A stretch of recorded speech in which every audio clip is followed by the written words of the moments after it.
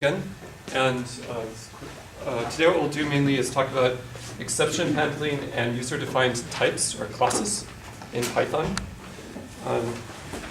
Before I start into that, which I'll do in about 5 or 10 minutes, first a reminder, the first homework assignment is due on Wednesday, which is the day after tomorrow.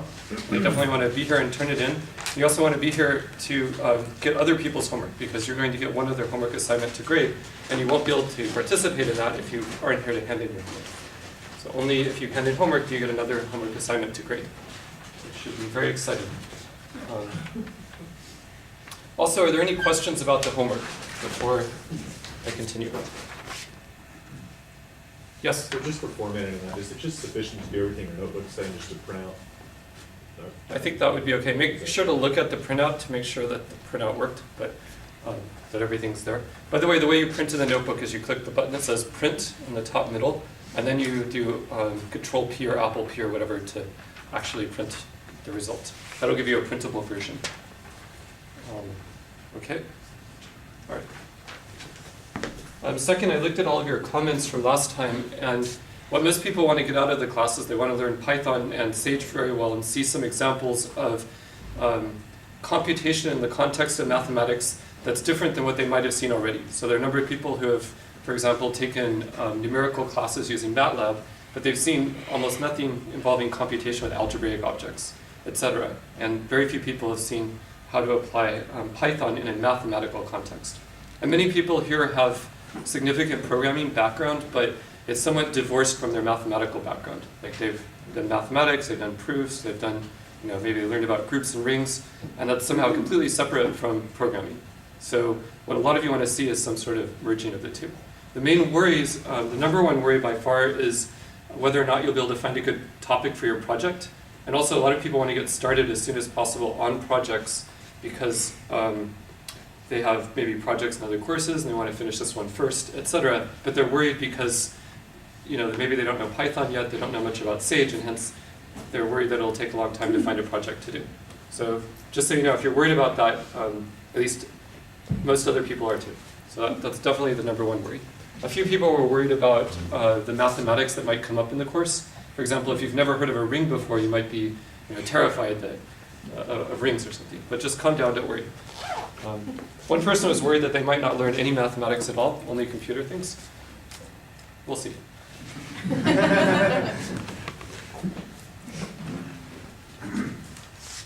By the way, on the course website, right here, which is a wiki, there is a list of project ideas. So far, I've only listed one here, but this will grow. So here's an example of one possible project idea. Is Robert Miller here? No. But this project would be to implement very nice plotting for graphs, so vertices and edges. Right now, the plotting of graphs in Sage is done by a third-party library called NetworkX, and it kind of sucks. The layout is pretty good, but the actual plotting of the edges and the vertices isn't so good. So something much better could be done. For example, if you have a graph with multiple edges between a vertex, it just draws one edge, which is really annoying because it's wrong and it doesn't look good. So it's very misleading. I will add to this with other possible projects. Just here's some other ideas for projects, kind of general categories of projects, really. So implementing one piece of functionality in Sage, such as drawing very nice looking plots of graphs, would be a potential project.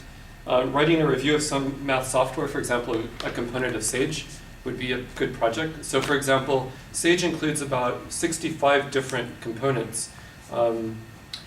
One of them is GAP, which is a program for computing with groups and sort of general discrete structures. It's a program that's been around for about 20 years. It has a long history, lots of developers. It started in Germany, et cetera, et cetera. You could write a paper just about the history of GAP and what's in it, kind of a review of GAP. That would be a potential project. Or you could write about a library like the GMP, GNU Multi-Precision Library. How did it go from being one of the many arbitrary precision integer arithmetic libraries to being the dominant arbitrary precision integer arithmetic library that everybody uses? Why is it that right now? And why do people not use it in cryptography? Because of issues with side channel attacks and so on. You could write a project about that.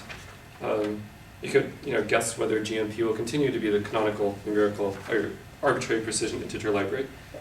There's a lot of cultural issues with GMP because the lead developer doesn't post any code that is written until the actual official release, and this annoys people. There's all kinds of things you could say. We could run across some interesting algorithm. For example, there's a fast algorithm for computing the determinant of a matrix of integer entries. That's very, very, very fast. So you could write an article that describes this algorithm, gives benchmarks of doing that computation in various programs, et cetera, et cetera. So that would make a good project. And you can definitely start now and ask questions about what kind of project you want to do. Okay, so that's about the projects. Any questions about the projects? Okay, so I'll have further discussions like this, and you'll soon grab into something. So today what we're going to do is talk about exceptions and error handling in Python. So there's a guy who clearly just made a mistake. Whoops. So fortunately in Python, when something goes wrong, you can recover a little more easily than in, I guess, football or something. Or, I'm sure it's some notion of football. So first, the references for what I'll talk about today, which you got exception handling and user-defined classes, are chapters 8 and 9 of the Python tutorial. So let me give you a quick glance of those chapters. Chapter 8 of the Python tutorial looks like this, has these sections. And it goes into a lot of detail about how errors and exceptions are propagated in Python. And it's a sort of chapter where it has enough information that probably no matter how long you've programmed in Python, if you were to carefully read through it, you would discover something new. And on the other hand, if you don't know Python at all and you read through it, you'll get a sense really of all the different issues involving errors and exceptions. So it's really, really worth your time. And you can literally read through all of chapters 8 and 9 in the Python tutorial, I think probably in 3 hours, if that, maybe less. So that's chapter 8 right here, and chapter 9 right here.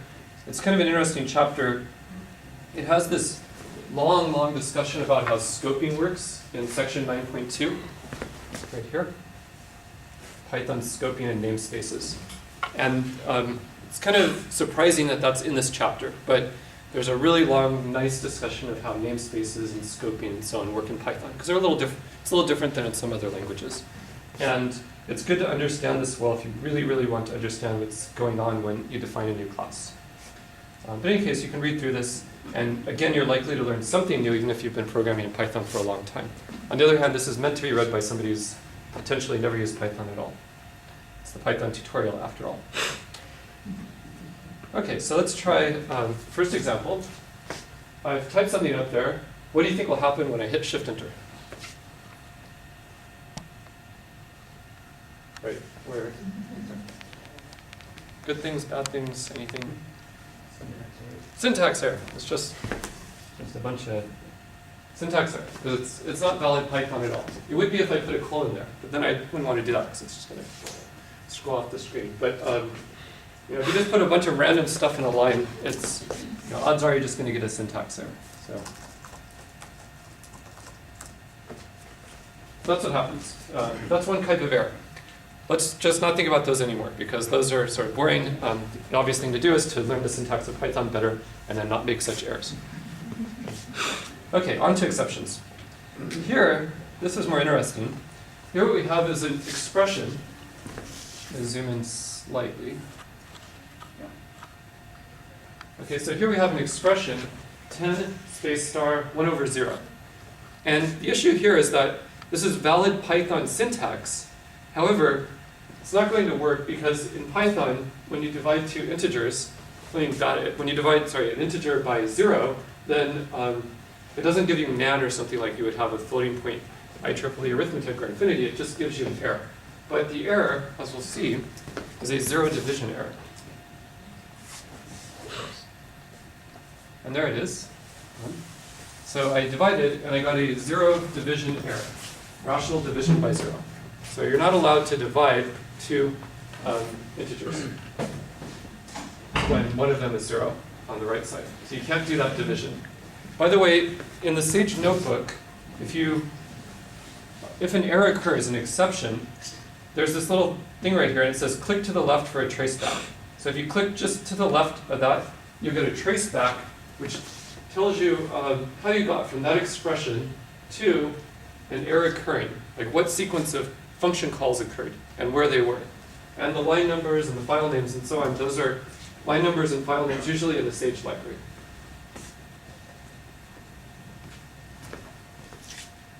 If you do the same thing on the command line, by default you always get a big traceback.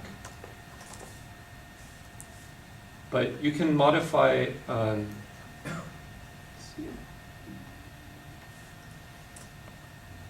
you just get the whole traceback. You can modify a file in your configuration in .sage/ipython. In there's a file that you can modify, and if you modify it, then you can change how tracebacks are displayed. If you'd like to see more information or less information or whatever. So,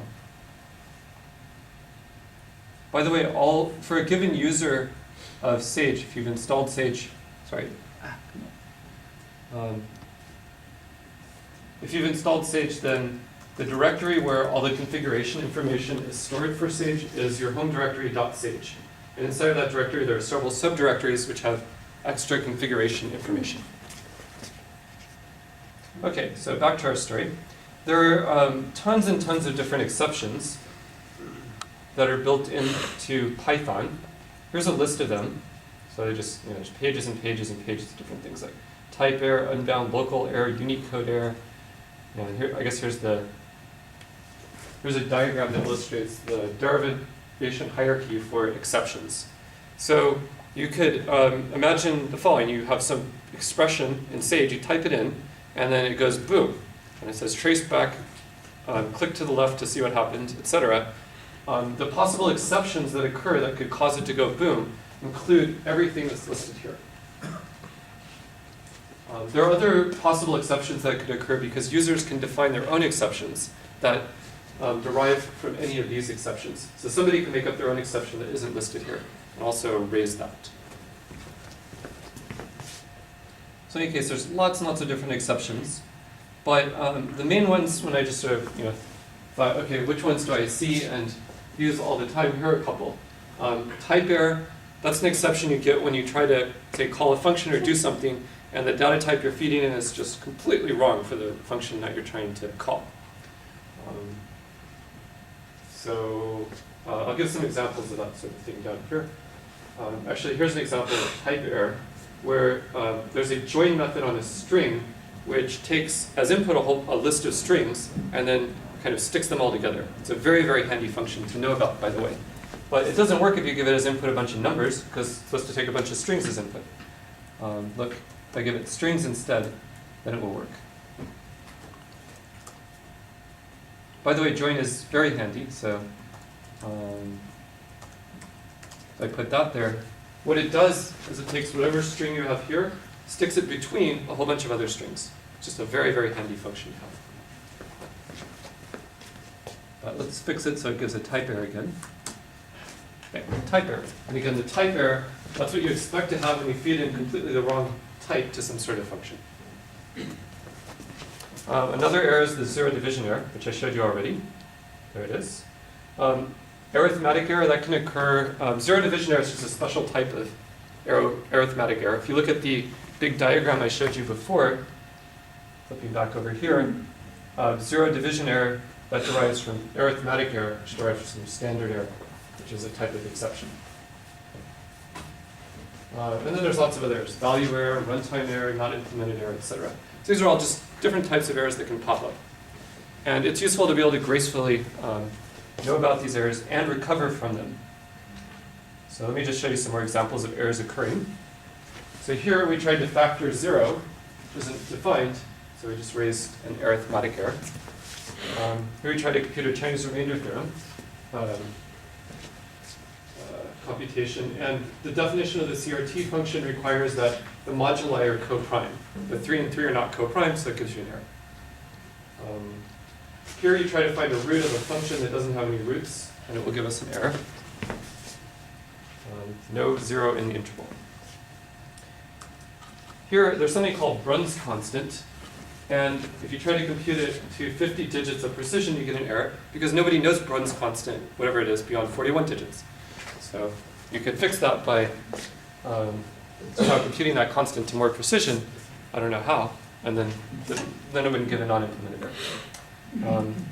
Here's an example with Python floating point numbers, where if you raise one to a large enough power, you get an overflow.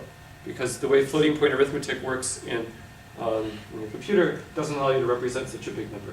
There's a bound on the possible number of digits of a number in floating point. Here's an example that we saw, I think, already yesterday, an index error. I made a list with 3 elements, and then I tried to get the 10th element. Of course, that gives me an error.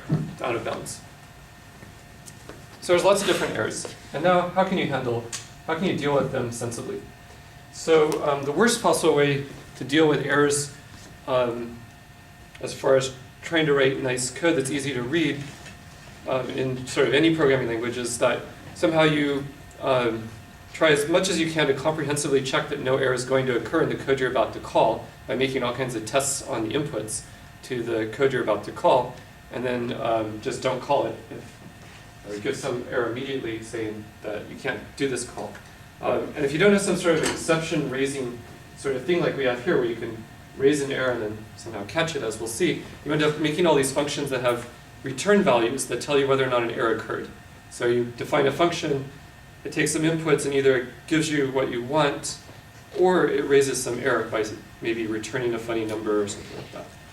Fortunately, you don't have to do that in Sage at all. So here's what you can do. Here, as we saw at the very beginning, if you divide by 0, you get a 0 division error.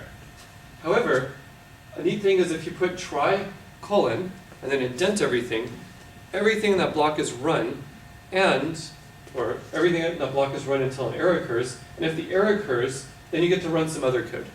So using try except, you get to write Python code that tries to do something, anything you want, and if certain errors occur, says what you should do in that case. And you can give a whole bunch of different possible error conditions and how they should be handled. For example,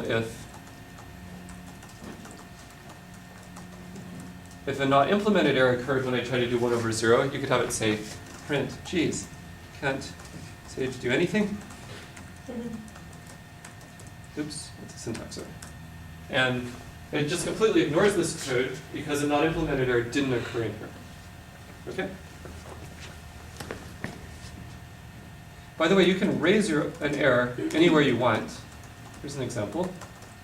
What this will do, right at that point, you can imagine that this is something that's maybe deeply embedded in some code, but at this point it will raise that error. And then, what do you think this is going to print out? When I run it. Yep, it's going to print out, geez, let's say, do anything? And it does. What if I switch the order of these 2 lines? Now what is it going to print out? Exactly, 0 division error. It never gets to the point where it raises a not implemented error, because at the moment when something goes wrong inside of the try except block, it immediately stops executing that code and then does the exception that you've listed here. If there's any exception listed here that catches the thing that was raised. Okay, so it's try, just do a whole bunch of stuff. So a bunch of code. And then the second something goes wrong, it stops executing code, and then it tries to find an exception that matches, and then it does that code. So that's how try except works. There are a couple of subtleties. One, if you, instead of doing except 0 division error, you could do except arithmetic error. And that would also work because 0 division error derives from arithmetic error. So you can do anything a little higher on that hierarchy that I listed over here. So for example, if you say except exception, which is right at the top up there, then it'll catch almost anything except system exit and keyboard interrupt, which is kind of handy. So just to illustrate that, except arithmetic error. Notice that still catches the 0 division error. It didn't catch it as a 0 division error, but it caught something that sort of, it's like if you want to catch any possible arithmetic type of error, like a 0 division error or any of the or floating point error, etc., you just say except arithmetic error.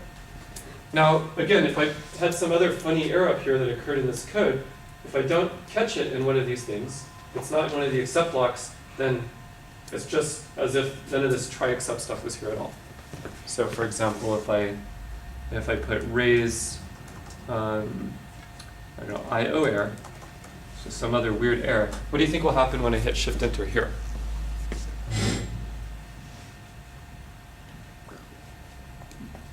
Gives an exception saying that it has an IO. Exactly. error. It'll just go boom, trace back, IO error. Exactly right. And the reason is because, again, it executes the code in the try block until something goes wrong. The very first line is where something goes wrong.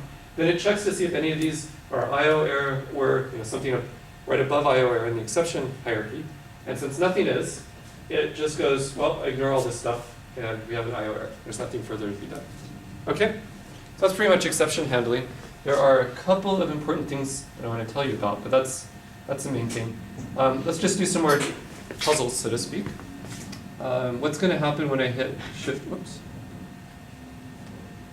What's going to happen when I hit Shift Enter here?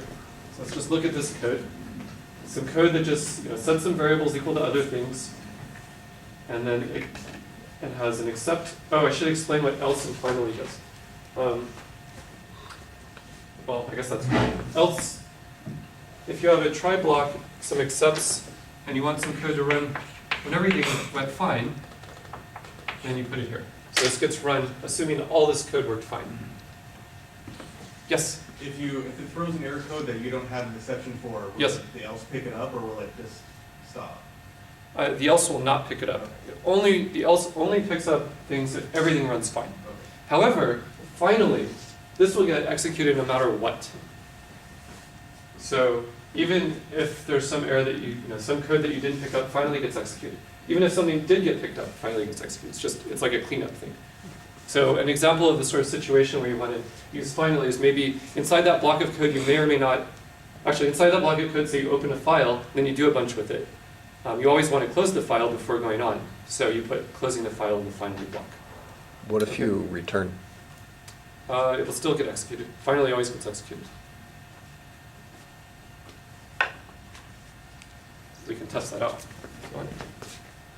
But first, this question, what's going to happen when I hit Shift Enter?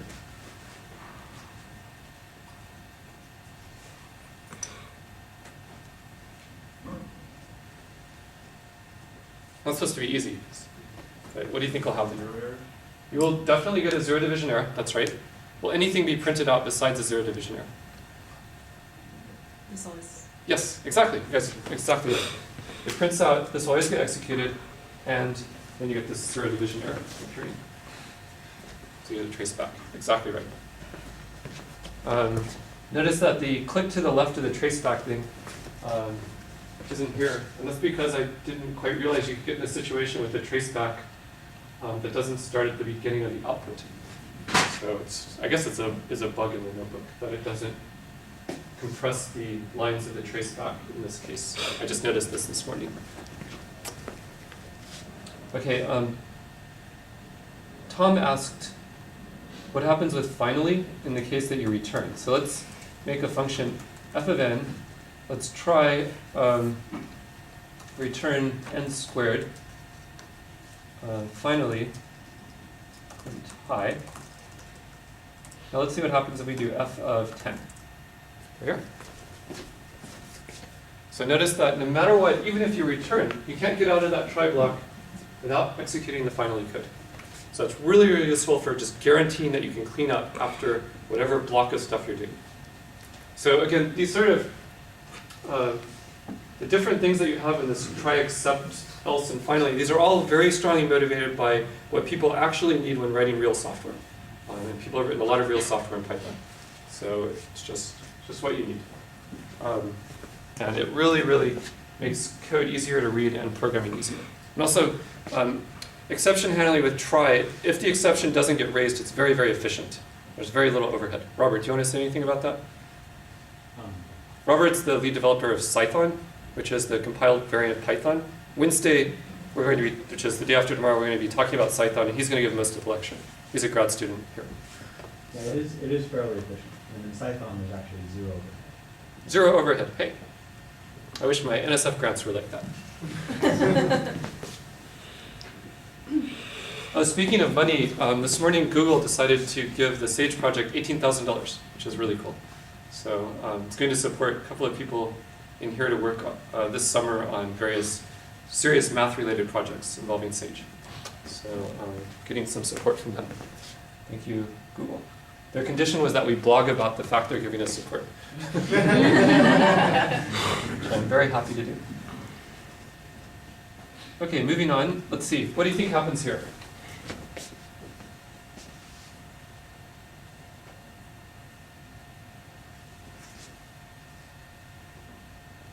Everything ran fine, and that's how it was estimated. The other way around. Or, yeah. Okay, we shall soon see. Oh, it turns out you're right. I wouldn't have known, actually. Yeah, whenever you're kind of worried about what something does, it's always a good idea to write up a little quick test to be sure, which is very easy to do. Just do it. What's the order change? The last one, it returned a value, put it afterwards. Yeah, oh, yeah, in the previous example, here, it really did, so it returned a value, and then, so notice I didn't print anything in here. So if I put a print in here, then the order would be the same, okay, as you'll see. See, there it prints first, and then it does the finally afterwards. The other way around is exactly what you said. It computed a value and returned it, typed out hi, and then printed it out. Because it's implicit that when you put an object by itself on a line, let it be printed. So maybe it's clear if I put it that way. Here, it's computing n squared, returning that. Then before getting out of this try block, it prints hi, and now it's returned that value, and now that value is printed out. So that's why the order is reversed. Okay? It's not arbitrary or random. It's very well defined, but possibly subtle. All right, now I'm going to tell you about one big subtlety that you really, really have to watch out for. I think I will skip these examples. These are just examples of how to use exception handling. I guess it couldn't hurt to do these really quickly. So this is an example of a function that divides two numbers. And let's say we want to make a function like that, except in the case when a zero division error occurs, we want it to return infinity instead. Seems like a reasonable thing to want to do. Here's how you can do it.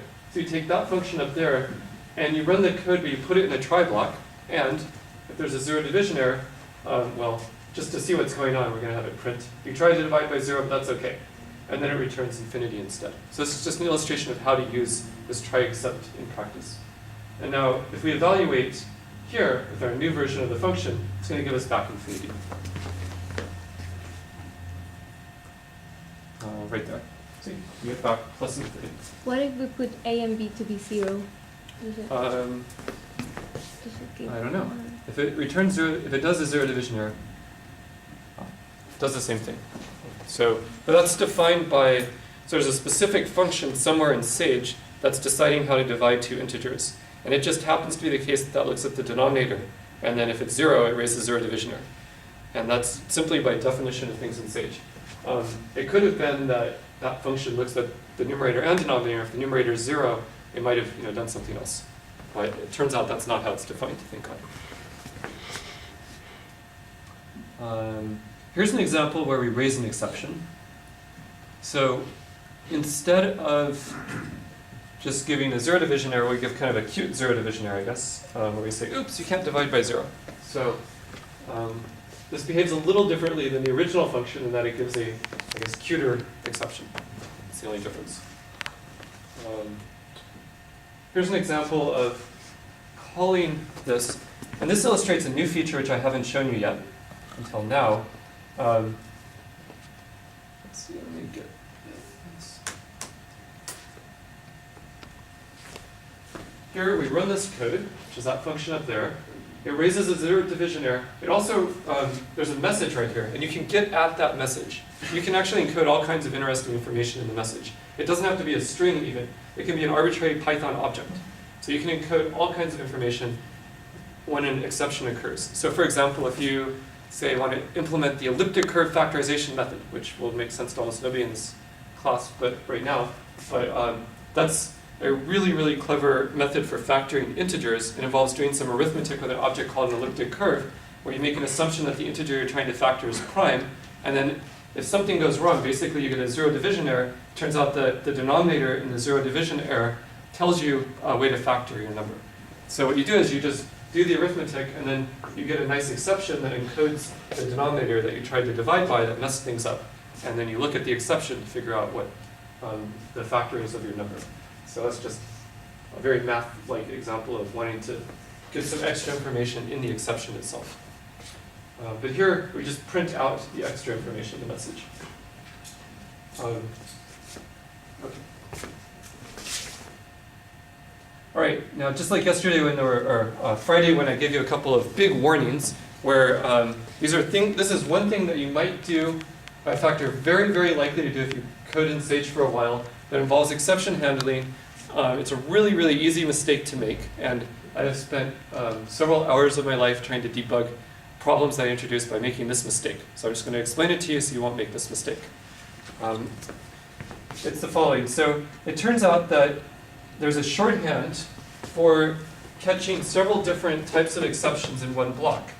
And the correct way to use that shorthand is as follows. You have each exception in parentheses separated by a comma.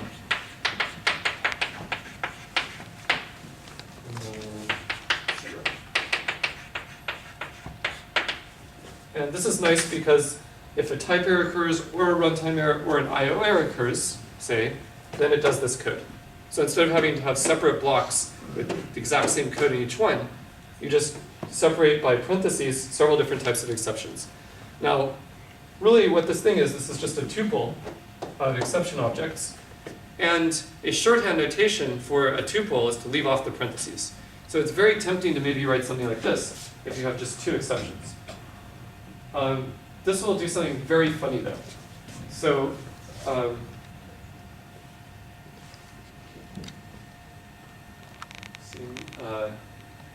if I define this function up here, which I better do, then whenever you make the numerator equal to 0, it gives a not implemented error.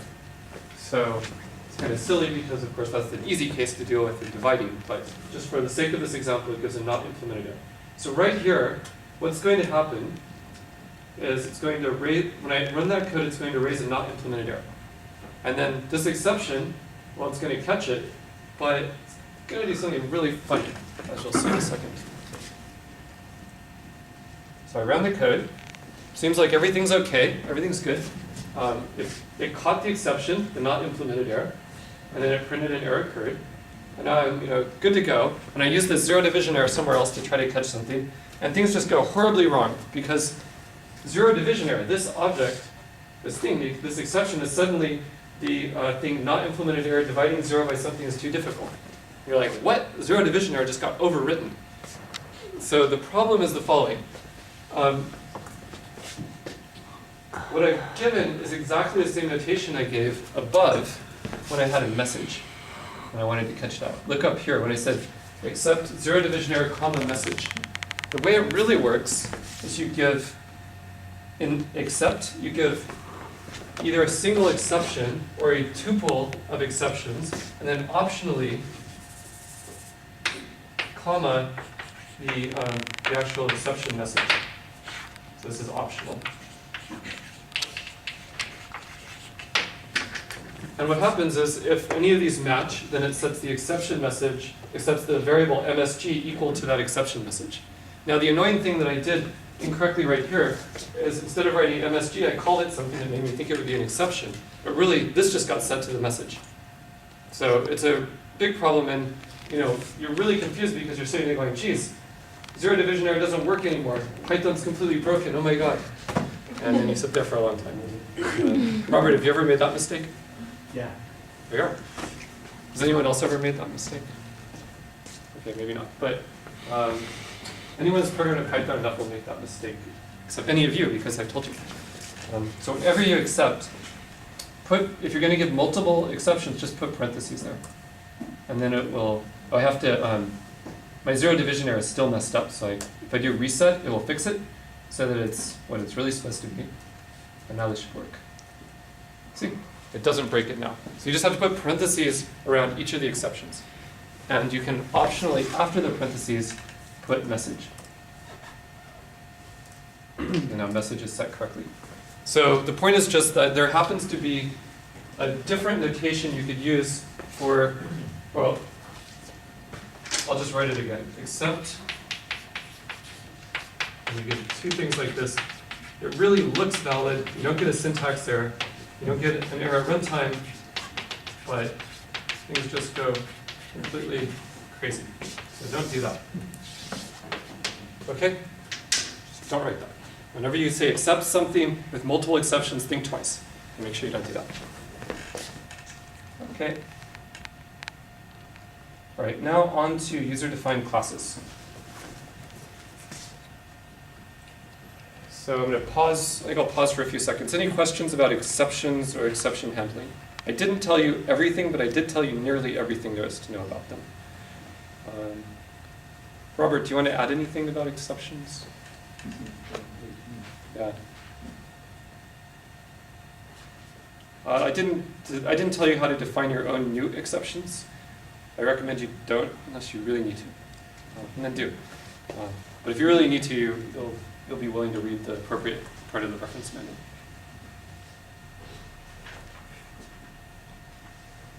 Okay, on to classes. So really the way to think about classes, at least the way I like to think about classes, basically what they allow you to do is define your own data types. Like integer is a data type, or list is a data type. What if you want to make your own data type? Let's say a genome sequence, or a, I don't know, a backpack, whatever. Just some sort of object that you could think about in a computer, which is pretty much anything. Classes allow you to define new data types and say how arithmetic works with them, how they print themselves, what sort of data they store, what functions you can call on them, and so on. Python classes work somewhat like in C++. They're a little bit simpler than C++ classes. C++ classes have some pretty complicated rules involving virtual functions and data hiding and private and protected members and all kinds of stuff. In Python, things are a little bit simpler, but in some ways a little bit more powerful. You have single and multiple inheritance between classes in Python, which is important, so you really get to call Python an object-oriented language, etc. So the syntax for defining new classes is very simple and clean. Here it is. Here's the simplest class. I'm going to give a running example for the rest of the lecture, which is the class natural number, which is a class that Sage strangely doesn't have. I don't know why. We have an integer type, but we don't have a natural number type. So I'll define one here. So the way you define a class, and you might notice a pattern here, remember to define a function you say def function name, something in parentheses, colon. To do an if statement you say if, some condition, colon. To do a try except block you say try, colon, and indent everything. Etc. With a class you say class, name of the class, colon, and you indent everything. All the control structures in Python look that way. It's just some keyword, some name, possibly something after it, colon, and then everything indented. So there it is. That's all I have to do to define a new data type. And let's do it. It's not a very useful data type, but there it is. Its type is class obj. So when you define a new class, it's just as much a Python object as anything else. The number 3 is a Python object, a string is a Python object, a list is a Python object, a class is just a Python object. And you can call the standard Python functions on it. You can make a list with entries that are classes. So you could make v equals natural number, int, integer. So you can just do that. So classes work they are just objects, which is nice. You can pass them into functions. You could make a function that takes as input 3 different classes. That's fine. To to make an instance of a class, so this is something that, the notation for making an instance of a class is something that varies a lot from object-oriented language to other object-oriented language. Here's how it works in Python. You give the class name, and really you just call it like it's a function or something. Because I haven't given any further information about how to make a natural number, you just call it with an empty input. That gives you back a new instance of a natural number. And what it gives is an instance of the class. So it's an actual natural number. And its type is instance. Unfortunately, this class is so boring, you can't really, doesn't have any nice functions, it doesn't print nicely, there's no information associated with it, so it's kind of useless. So what we're going to do is define a new class, and I'm going to give it a little more, something a little bit more interesting. So forget about that natural number class, let's make a new class with some actual substance to it. I'm defining two functions that give special behavior to this natural number class.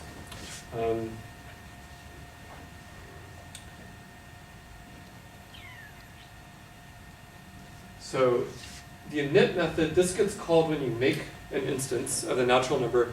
It's called to fill in various information about the natural number. In this case, when you make a natural number now, you'll have to give an integer as input, otherwise you'll get an error. And then what it does is it fills in this data member of the natural number class. And it calls it n, or actually it calls it double underscore n. The repr method, whenever you try to print out a natural number, this method gets called. It's supposed to return a string, and this controls how natural numbers get printed.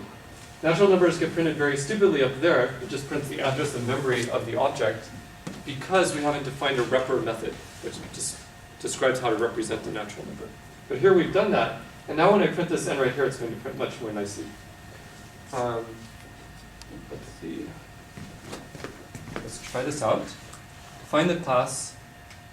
First, if I try to make an instance but I don't give any input, I get an error because the init method has to take an argument. The self is automatic.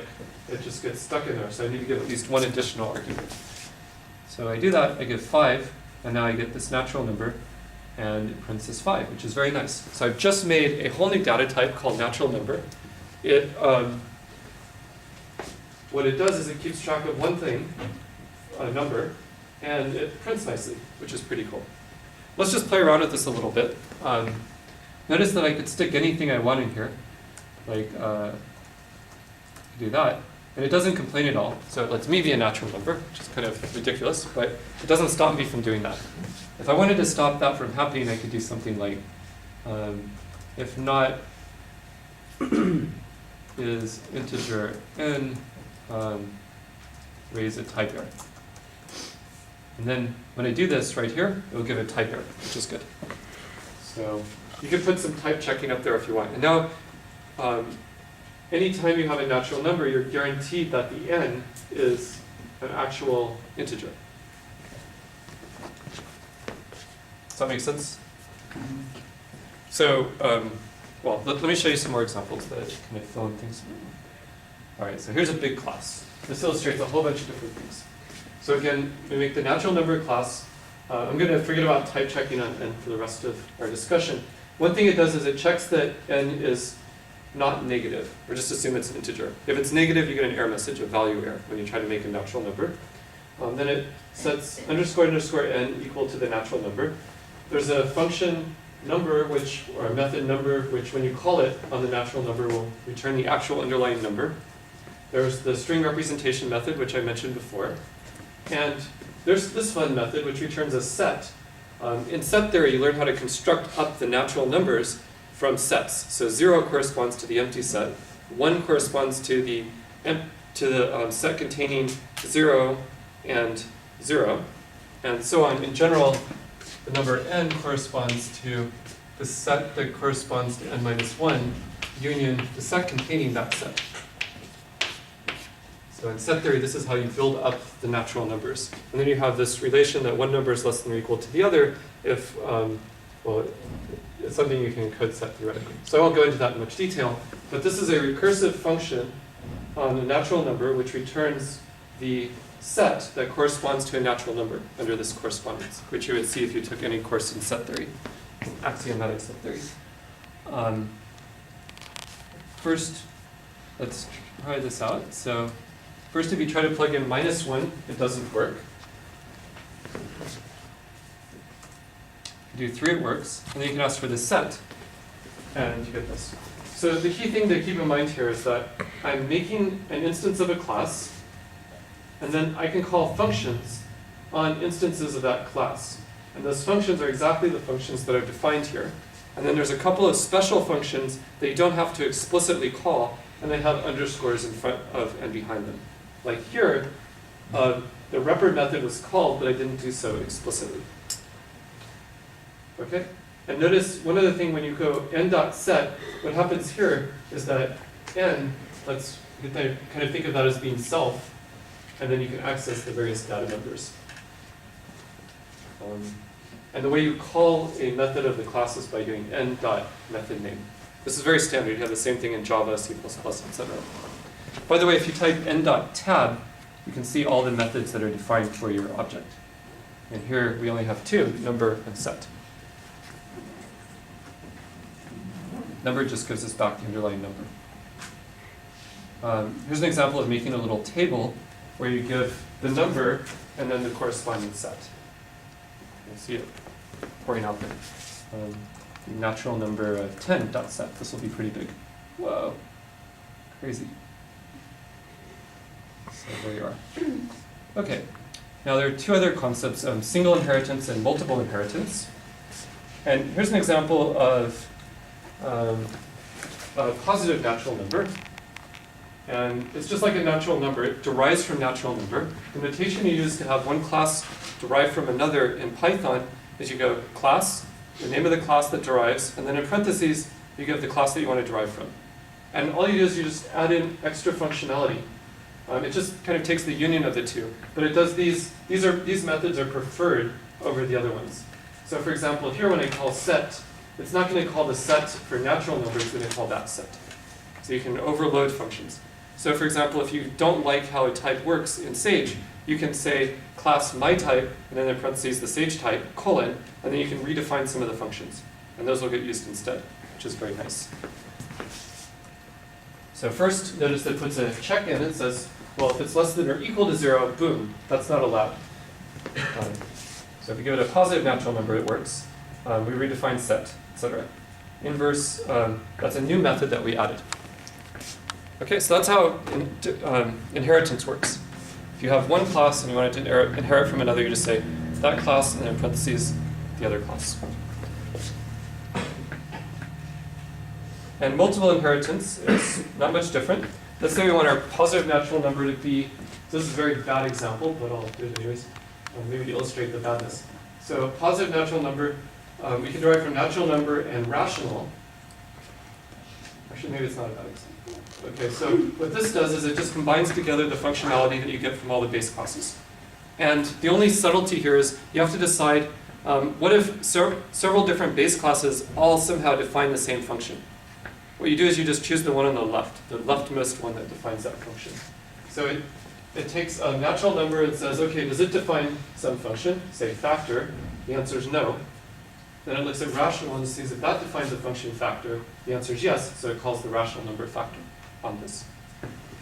So you can combine a whole bunch of different classes together in one class and add some new functionality. Here's a very specific, here's kind of an abstract example of this where I define the class X, then A derives from X, then another class B, and a class C that derives from both A and B, and then I call the foo function. And because if you look at A and go up its inheritance hierarchy, anything of type A does have a foo function. Same with B, but A is to the left, so it calls the foo function for A. And that's multiple inheritance. The one other thing really to talk about in the context of classes is just object-oriented programming in general, which is a big can of worms. The main thing to keep in mind when you do derivation is that you want an is-a relationship to be satisfied. So if one class derives from another, every instance of this class should be a special type of the other class. So a positive natural number, that's a special natural number. And it's also a special type of rational number. So that's a reasonable thing to do. Whereas if you take, say, a 2D graphics image and then derive from it with a 3D graphics image, that would be a very, very bad thing to do. And Matplotlib, one of the components of Sage, ships some code that does this, which is just a mess. So you don't want to do that. Being able to very, very easily define your own classes is something you don't get so nicely in Mathematica or MATLAB or Magma or some of these other systems. And it's one of the key things that got me to switch from Magma to Python. Because in Magma, I asked the lead developer for about 8 years to implement user-defined classes. And every time he said next year, and then I lost patience. Okay, so I'm done. You definitely want to look at the Python tutorial to learn more. If you have questions, I'll be in the Sage lab for the next hour, which is just up one floor, room 312. Okay, see you on Wednesday.